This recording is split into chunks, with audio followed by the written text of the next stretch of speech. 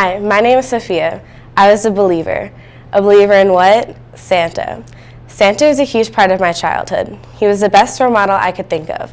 Around when I was 8, I grew a suspicion that this magical man who traveled all around the world in a sleigh in one night may not be real.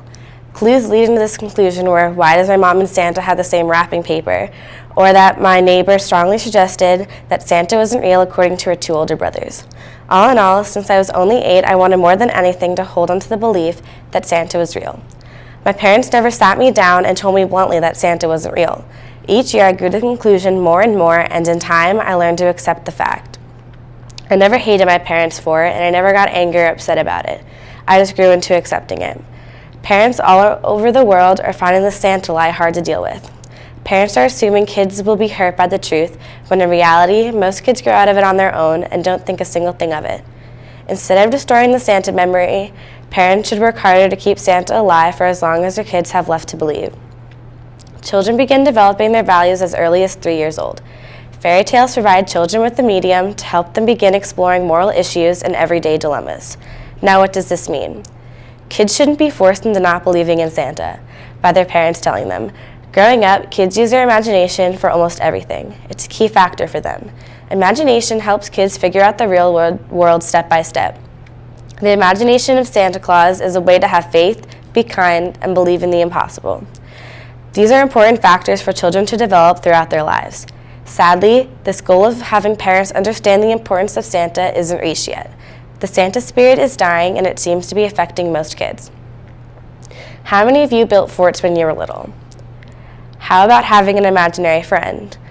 Or play the game where you can't touch the floor because it was lava. Most kids have used their imagination for entertainment, a way to express themselves, and even a way to try and understand themselves. Children can't tell the difference between reality and fiction most of the time. Even without a Santa, kids will make up some other magical creature to take his place. So what's the difference if Santa is a part of that fantasy children have? Even after I stopped believing in Santa, there's always a part of me that didn't want to give up. I still imagine him coming down the chimney every Christmas. Letting children find out on their own is what's truly best for them. Kids can be easily misled by adults around the age of 7, and that's what's most scary to adults. No adult wants to mislead their child, so they try finding shortcuts around it, but that's not the best way to help your child. The sooner we realize that, the sooner Santa can be fully alive again. Now, how many of you have been told, be good or else you will end up on the naughty list this year? I know I heard that about 100 times. According to iPolls, 62% of parents use Santa's naughty list as a leverage to encourage good behavior around the holidays. This is smart yet not smart. Confused? Let me explain. When you are younger, listening to your parents is very important. When they say do your chores, you do them in order to get a gold star that day. Or if you finished all of your vegetables at dinner, you can have an extra cookie. Bribing kids is a natural way of getting kids to do what you need them to do when they are younger, but there are definitely some limits to this. Taking advantage of kids is not a good thing.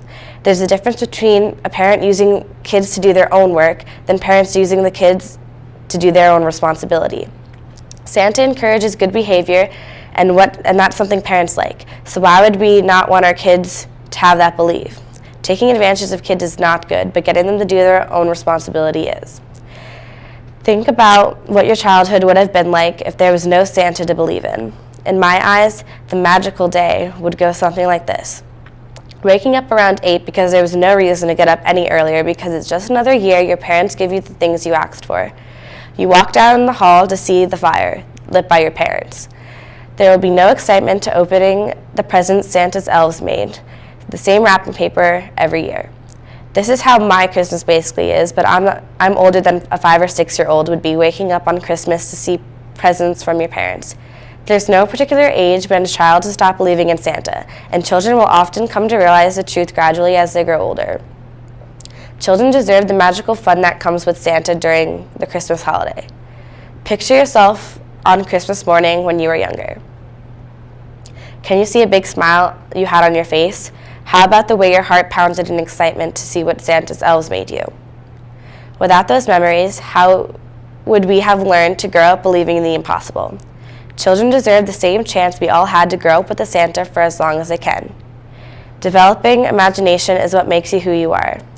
Now, I'm not saying that everyone should believe in Santa for their entire lives. That would be ridiculous.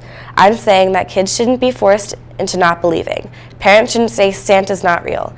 Give them the chance to believe and have faith in the impossible for as long as they can. Thank you.